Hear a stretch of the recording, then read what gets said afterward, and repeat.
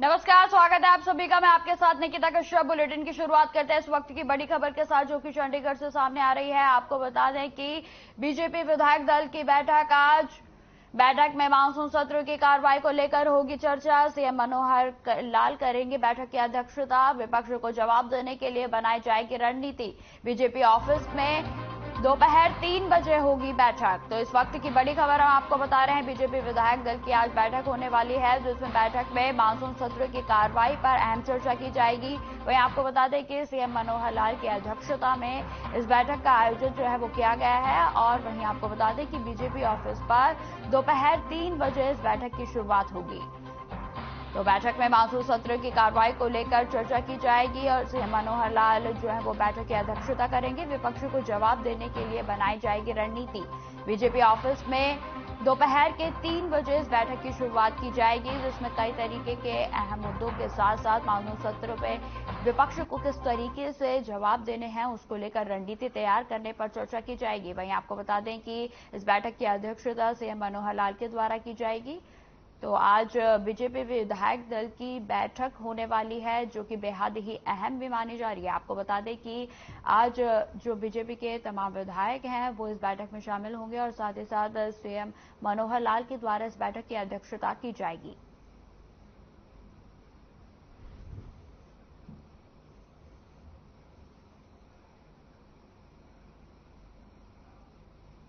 इस वक्त की एक और बड़ी खबर का रुख करते हैं, जो कि झज्जर से सामने आ रही है। आपको बता दें कि झज्जर के दौरे पर रहेंगे केंद्रीय मंत्री संजीव बालियान। बीजेपी कार्यकर्ताओं से करेंगे मुलाकात। 4 विधानसभा क्षेत्रों में कार्यकर्ताओं से होंगे रूबरू।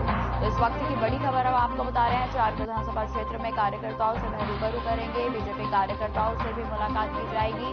तो 4 विधानसभा क्षेत्र में जो है और ये दौरा जो है उनका वो काफी अहम भी माना जा रहा है। झज्जर दौरे पर रहेंगे केंद्रीय मंत्री संजीव बालियान और बीजेपी कार्यकर्ताओं से इस दौरान वो मुलाकात करेंगे। 4 विधानसभा क्षेत्र के कार्यकर्ताओं से भी मिलकर वहां के क्षेत्र की जो है जानकारी उनके द्वारा ली जाएगी। तो इस वक्त की बड़ी खबर हम आपको बता रहे हैं, जो कि झज्जर से सामने आ रही है। झज्जर दौरे पर रहेंगे केंद्रीय मंत्री राजीव बालियान। बीजेपी कार्यकर्ताओं से करेंगे मुलाकात।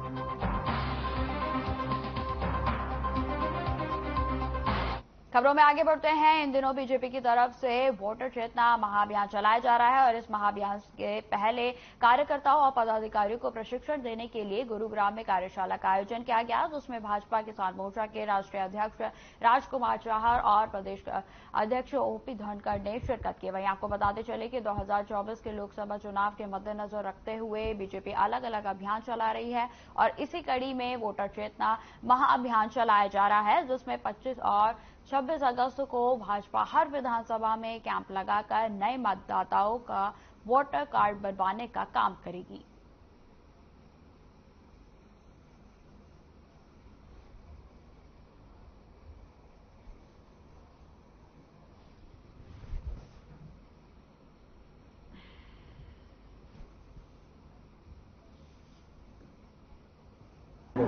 आज हमारे जो चुनाव प्रबंधन प्रकोष्ठ है और चुनाव आयोग संपर्क प्रकोष्ठ है, इन दोनों की एक सामूहिक बैठक कर रही है। एक टीम बनी है रामचंद्र जांगड़ा जी के नेतृत्व में और उनके साथ लक्ष्मण यादव जी जोड़े हैं, ललित बदरा जी हैं, हमारे कौशिक जी हैं, उनके साथ एक बहन सांगवान वो जोड़ी है। 5 लोगों की एक कमेटी बनाई है जगती दादरी से और राजकुमार जी चाहर किसान मोर्चा अध्यक्ष सांसद दिल्ली से आए हैं। ये एक प्रशिक्षण हो रहा है कि मतदाता सूची में नए मतदाताओं को जोड़ना, जिनकी डेथ हो गई है ऐसे मतदाता उसमें से निकलें। ये मतदाता शुद्धिकरण का एक अभियान पूरे देश में चलाएगी भारतीय जनता पार्टी, हरियाणा में भी चलाएगी। सब कार्यकर्ता उसमें जुटेंगे। डिप्टी सीएम दुष्यंत चौटाला ने सोमवार को चंडीगढ़ में उद्योग एवं वाणिज्य विभाग के अधिकारियों के साथ बैठक की अध्यक्षता की। वहीं आपको बता दें कि उन्होंने बताया कि प्रदेश सरकार इलेक्ट्रॉनिक्स वेस्ट रिसाइकलिंग पॉलिसी को लेकर तैयार कर रही है और जल्द ही स्टेक होल्डर्स के साथ विचार विमर्श कर इसको अंतिम रूप भी दे दिया जाएगा। उन्होंने जानकारी भी दी है कि सरकार निवेशकों को आकर्षित करने के लिए 6 नई पॉलिसी निर्माण करके नई सुविधाएं उपलब्ध करवा रही है। राज्य सरकार का मुख्य उद्देश्य प्रदेश में अधिक से अधिक उद्योग में निवेश लाना है, ताकि युवाओं के लिए रोजगार के अवसर पैदा हो सकें।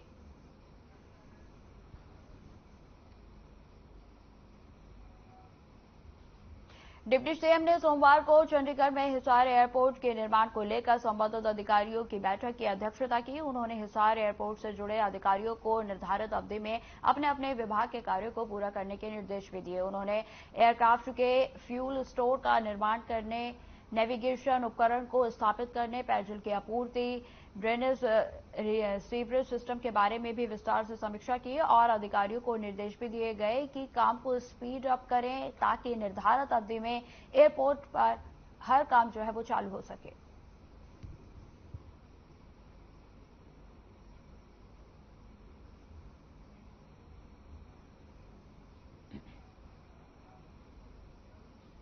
इनेलो में परिवर्तन यात्रा का यमुनानगर के साबेपुर में जोरदार स्वागत हुआ। वहीं आपको बता दें कि यात्रा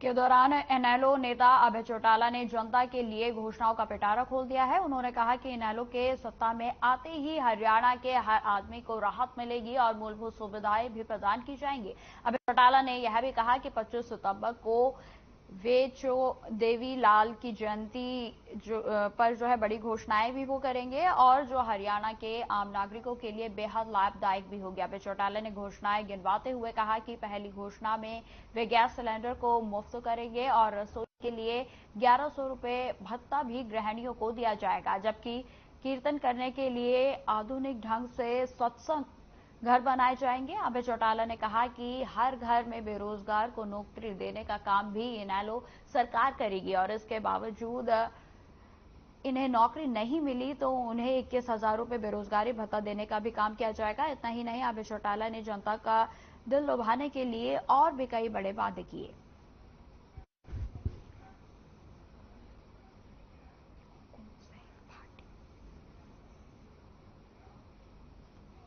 तो इसी खबर पर हमारे साथ हुकुम सिंह भाटी जुड़ चुके हैं, जो कि बीजेपी प्रवक्ता हैं। जी हुकुम सिंह, मैं आपसे जानना चाहूंगी कि अब जो घोषणाएं की गई हैं उनका क्या प्रभाव है जो कि वो पार्टी पर पड़े आगे आने वाले दिनों में? देखिए, मैंने अभी घोषणाएं इनकी पढ़ी नहीं है, सुनी नहीं है, लेकिन जो भी ये घोषणाएं कर रहे हैं, आईना पहले का इतिहास जान लेना बहुत जरूरी है। अभय सिंह चौटाला, उनके पिताश्री ओम प्रकाश चौटाला जब सत्ता में रहे, कितने लोगों को बेरोजगारी भत्ता दिया, कितनी नई इंडस्ट्री लगाई, बल्कि इन्होंने उजाड़ने का काम किया। फरीदाबाद, मैं समझता हूं, मैं फरीदाबाद से हूं, फरीदाबाद गुरुग्राम को अगर उजाड़ने का काम किया तो वो चौटाला साहब की सरकार में हुआ था।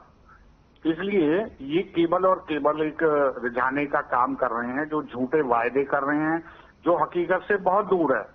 मैं आप पार्टी का कहता हूं, आप पार्टी ने घोषणाएं कर दी, अब पैसा केंद्र से मांगते हैं, अरे पूरा करो ना भाई, रिसोर्स तैयार करो।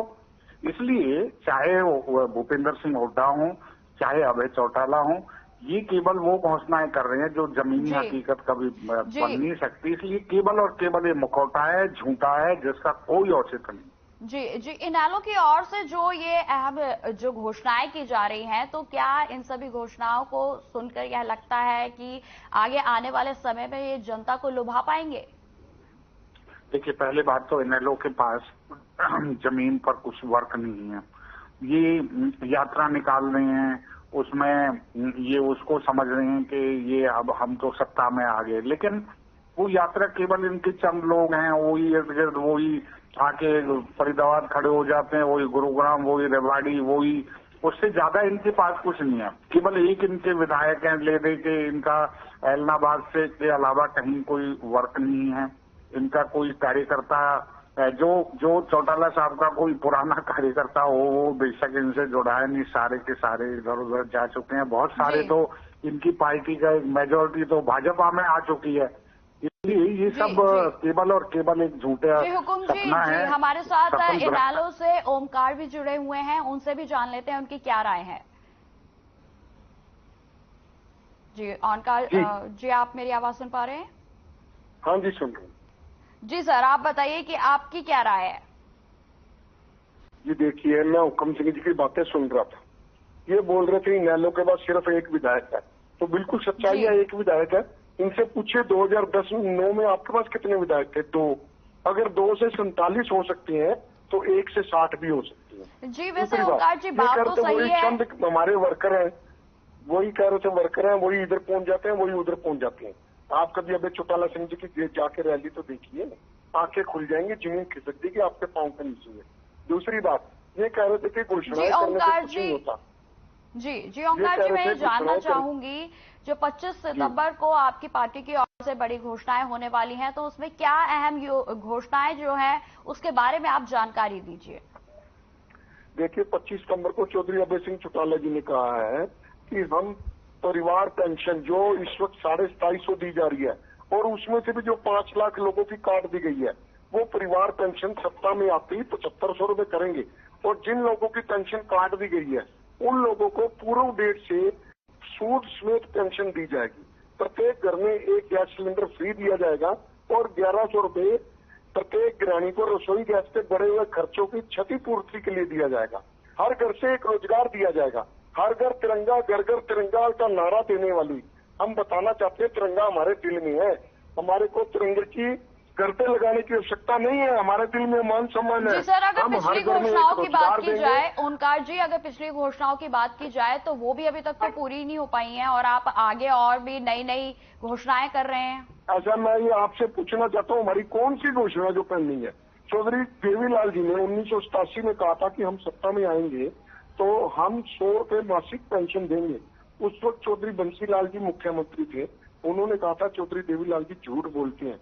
लेकिन आप ये बताइए 1987 में सत्ता में आते ही 1999 में क्या हमने 100 रुपए पेंशन नहीं लगाई? क्या हमने 10,000 रुपए तक के कर्जे माफ नहीं किए? इनेलो एकमात्र ऐसी पार्टी है जो अपने कहे पर कायम रहती है। ओंकार जी वैसे बात तो सही है कि आपके पास एक ही सीट है, तो क्या आगे का जो रास्ता है वो आसान होगा? देखिए लोकतंत्र में जनता सुप्रीम होती है। बीजेपी की 2 सीट थी 2009 में। लोकतंत्र में जनता का विश्वास हासिल करना सबसे बड़ी बात होती है। आज बीजेपी जेजेपी की लुटेरी सरकार जनता का विश्वास खो चुकी है, और सिर्फ विश्वास उस पार्टी पर किया जाता है जिसकी पिछली घोषणाएं पूरी हैं। आज अभय सिंह चौटाला जी जैसे 4200 किलोमीटर की यात्रा कर रहे हैं और 3500 किलोमीटर पूरे हो चुके हैं, 75 होते पूरे हो चुके हैं। जनता को एक विश्वास है कि ये पार्टी हमारा भला करेगी, और क्षेत्रीय पार्टी हमेशा भला ही करती होती है। विश्वास के ऊपर ही जनता वोट देती है, और जब जनता का विश्वास कायम हो जाता है तो एक सीट कब 60 में तब्दील हो जाए पता नहीं लगता।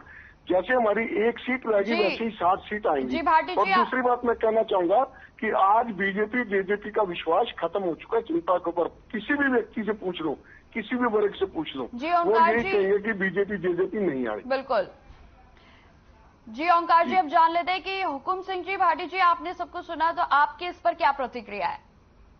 देखिए अभी मैं ओंकार जी को सुन रहा था, हमारी 2 से हम 47 पर आए, ये क्योंकि भाजपा के पास कार्यकर्ता है, भाजपा के पास प्रोग्राम है, भाजपा पूरा जमीनी वर्क करती है, इसलिए आप आए।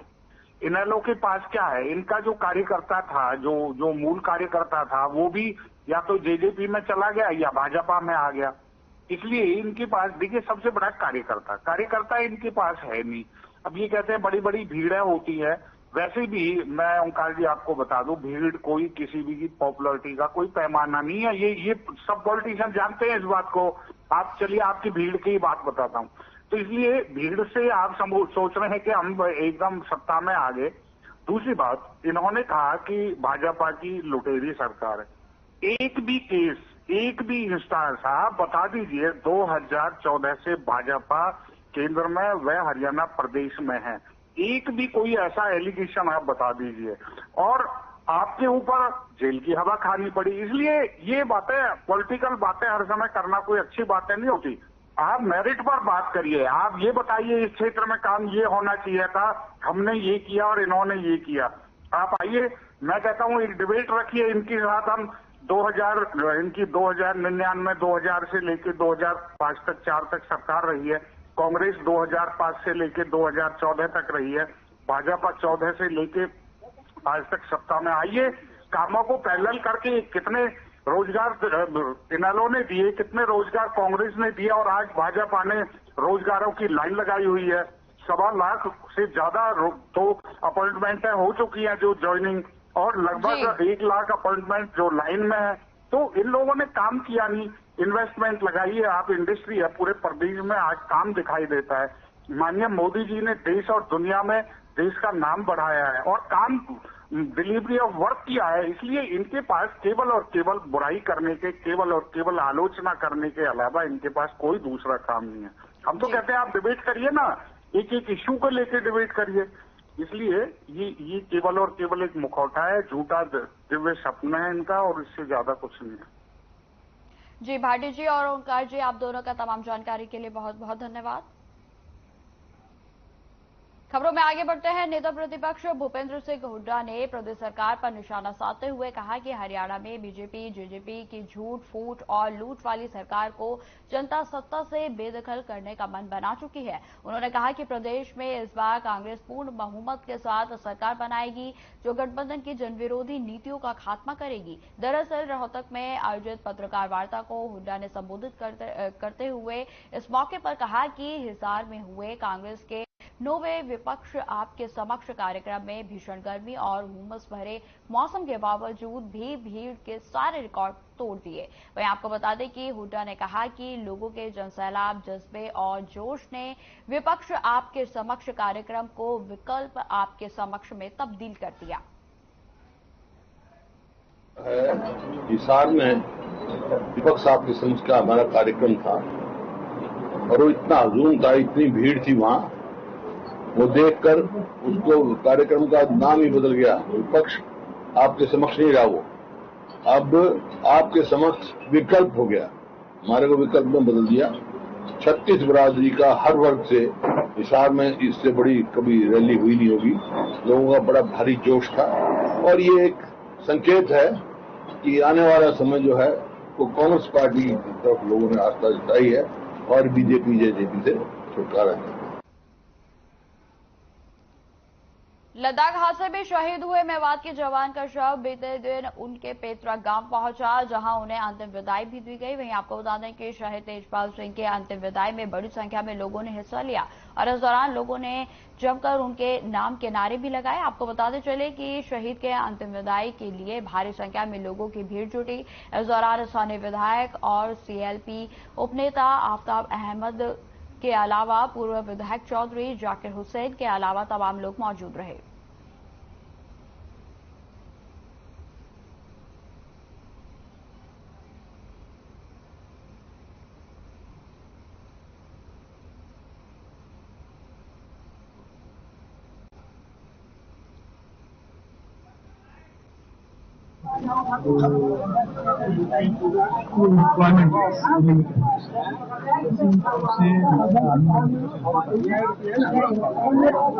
ड्यूटी पे जा रहे थे तो उस दौरान गाड़ी का एक्सीडेंट हुआ, उससे मुझे ऐसे मैं एक्चुअली कंपनी की तरफ से नहीं आया। तेजपाल जो है मेरा कजन भाई था, तो उसको श्रद्धांजलि देने हम लोग आए हैं। तो वो जो है ले हादसे में उनकी जान गई, आप सभी को पता होगा। बट वो एक बहुत ही अच्छा खिलाड़ी था। अंतरराष्ट्रीय लेवल पे जो है रिवर राफ्टिंग इस चीज का खिलाड़ी, बाकी तो आप सब लोग जानते हैं। और ये कल सुबह 8 बजे मेरे भाई छोटे को, जिसका लड़का वो है तेजपाल, वो 8 बजे कमांड वहां से फौज से उसके पास फोन आया कि भाई ऐसे ऐसे आप कौन बोल रहे हैं? बोले मैं जरूर बोल रहा हूँ। बोला आप तेजपाल के पापा हैं? बोलो हाँ जी। क्या बात है? बोलो तेजपाल एक्सपायर हो गया। नहीं, वो गाड़ी वहां से ले गई है पहाड़ से और खाई में गिर के वो एक्सपायर हो गया। इतना कहते हैं। तो हमारी युवा पीढ़ी में बहुत अच्छी लगन है आर्मी में जाने की, और फर्स्ट प्रायोरिटी हम लोग जो है हमारे जो युवा पीढ़ी है आर्मी को देती है। और आप देख रहे हैं पूरी मेवात में आसपास से एरिया में नाम है आर्मी के लिए अपने गाँव का। और ये हमारी जो संगेली की धरती है, वीरों की भूमि कहलाई गई है, शहीदों की भूमि है। और इसका सबूत भी है अपने कारगिल युद्ध में अपने बड़े भाई शहीद वीरपाल जी और छोटे भाई अपने ये तेजपाल जी को शहादत दी है। ये बहुत बड़ी गर्व की बात है गांव के लिए। वीर और कुर्बानी देने वाले, चाहे सैनिक हों, चाहे हमारे हरियाणा वासी हों, आज भी इस दुखद दुर्घटना में हरियाणा के 5 जवान हमारे तेजपाल समेत इस हादसे में वो शहीद हुए हैं। हम सब उन्हें आज खिराज अकीदत पेश करते हैं और ये धरती हमेशा प्रेरणा लेती है अपने वीरों से, अपने शहीदों से। ये संगेल उंगीना जो गांव है, हमेशा ही जो है फौज में बहुत तादाद में रहे हैं लोग यहाँ से, और ये सारे ही वीर हैं। ये बच्चों को इनसे सबक लेना चाहिए कि जो है कि देश सेवा में कैसे कुर्बान होता है आदमी, कितना घमंड माँ बाप को होता है, कितना गांव को घमंड होता है कि एक हमारा वीर सपूत शहीद हुआ है देश के लिए।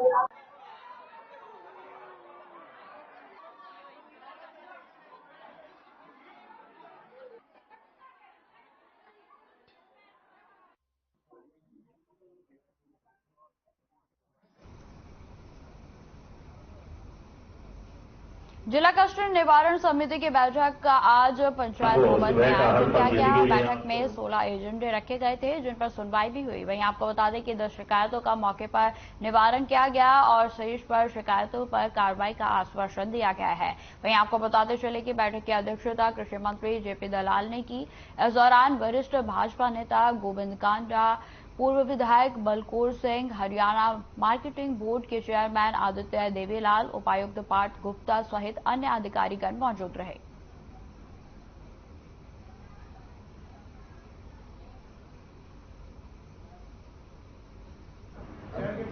तो इनके मामले जो नोटिस में नहीं लाया, ये मूर्खता की बात है कि हमारे डीसी साहब के सामने अगर ये संज्ञान में लाते, ये तो काम से जी चुराने वाली बात है।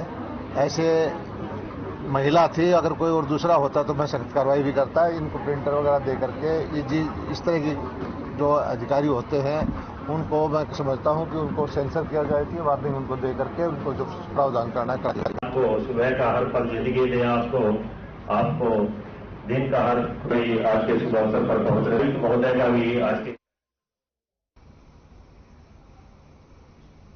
मशहूर हरियाणवी गायक राजू पंजाबी का आज निधन हो गया है। आपको बता दें कि पिछले कई दिनों से राजू पंजाबी बीमार चल रहे थे और उनका हिसार के एक निजी अस्पताल में इलाज भी चल रहा था। सिंगर राजू पंजाबी का पितृगांव रावसर में आज अंतिम संस्कार किया जाएगा। वहीं आपको बताते चले कि राजू पंजाबी का जाना हरियाणा म्यूजिक इंडस्ट्री के लिए बड़ी क्षति बताई जा रही है। बताते चले कि उन्होंने कई हरियाणा हिट गाने जो है वो गाए थे।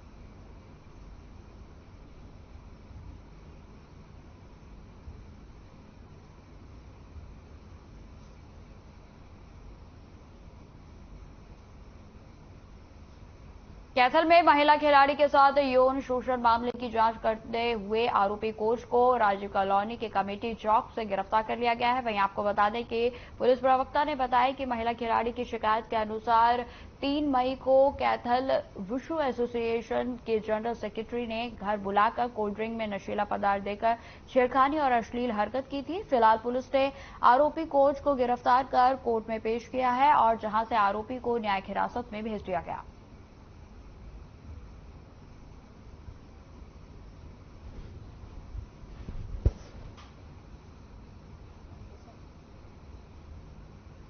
दर्ज हुए थे जिसमें आरोप खिलाड़ियों के द्वारा लगाए गए थे, उत्पीड़न के आरोप थे हमेशा।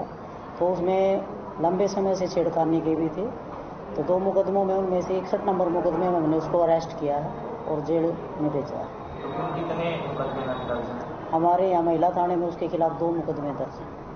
महिला खिलाड़ियों द्वारा क्या कुछ एलिगेशन लगाए गए? एक मुकदमे में तो महिला खिलाड़ियों ने उसके ऊपर 376 के आरोप लगवाए हैं, उनके साथ कोई बदतमीजी की है बिल्कुल।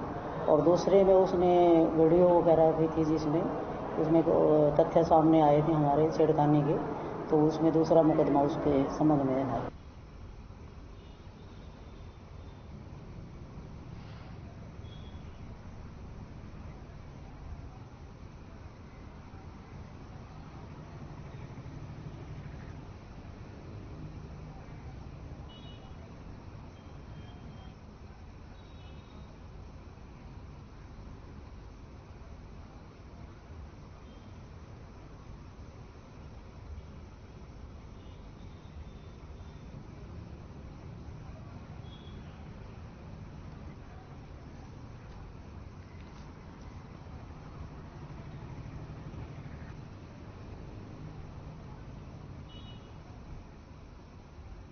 फिलहाल इस बुलेटिन में इतना ही। खबरों की और भी जानकारी के लिए बने रहे हमारे साथ। नमस्कार।